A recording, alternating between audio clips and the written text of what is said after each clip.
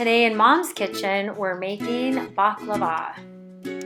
For this recipe, we're using 2 pounds of phyllo dough, and it's very smart to invest in good quality phyllo dough. So this brand that we're using is Apollo, and you want to start with a large baking pan, 11 by 13 inch if possible, because it'll fit each sheet perfectly. So the thing with phyllo dough is it tears very easily and it also dries very easily. So you want to make sure that after you have thawed it out in the refrigerator and you uncover it, that you keep a towel over it while you're working with the butter. Speaking of butter, we're using rendered butter. So that's salted butter that has been boiled down and the salt and the foam have been skimmed off. So we're brushing the bottom of that pan, and we're gonna add in 1 sheet at a time and brush each layer with that rendered butter. And we're using 1 pound on the bottom, and then we'll put another pound on top of the filling. So that's the entire box, that 1 pound box of phyllo dough. So you're gonna put phyllo, butter, and continue on. Now that whole pound of phyllo dough is buttered and layered in the pan, you want to start sprinkling in the filling. You can use either chopped walnuts, which we're using in this video, or you could use chopped almonds, you could use chopped pistachios, but you want to combine that with some sugar and rose water. So we're taking all of that sweetened nut mixture and we're spreading it evenly on top of all the phyllo dough. It's important that you're creating an even layer and you want to ensure that the nut mixture is packed. So you want to use your hands and you want to get it all into the corners and just pack it, press it with your hands. Now make sure you gather back all that phyllo dough that is pressing against the side of the pan, because it's really important to make sure that you butter between the phyllo dough and the pan.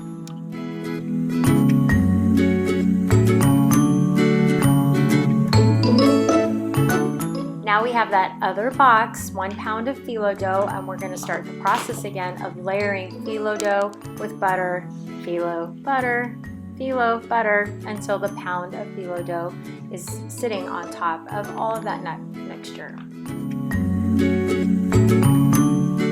Preheat your oven to 350 degrees, and before popping this into the oven, it's important that you cut your baklava into the desired size and shape pieces that you want. So we're making diamonds. So to start with, we're cutting diagonal, and we're gonna keep running that pattern. And these are about 3 inches wide, each piece. And make sure you're getting all the way down to the bottom of the pan, because to try to cut this after you bake makes a huge mess.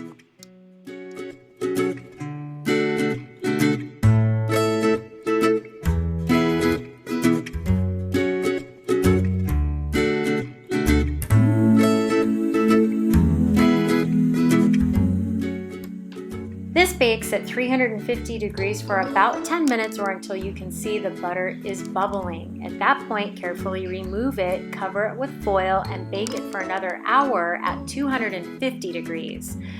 After an hour, carefully remove it, peel the foil away, and see if the layers of phyllo have separated. If they have, pop it back in the oven under the broiler, but for a brief moment, you just want to make sure you've browned the top. Make sure you watch it because it can burn really quickly. When the baklava comes out of the oven, it's important that you drain out the butter that's remaining at the bottom of the pan. So you want to tilt the pan and, using a bowl baster, remove the excess butter left at the bottom. Then, while the baklava is warm, you want to apply the simple syrup that you've made earlier. Simple syrup contains water, sugar, and rose water. And you want to apply this syrup while the pan is elevated. It's kind of hard to see here, but the pan is tilted. And once you apply the syrup, you want to continually take a bowl baster and remove the excess syrup. You don't want the bottom of the baklava to sit in the syrup, otherwise it's going to make it very sweet and super soggy. Once all your syrup has coated the baklava and it is fully cooled, you can cut it and serve it. For this recipe and more, visit myclasscancook.com.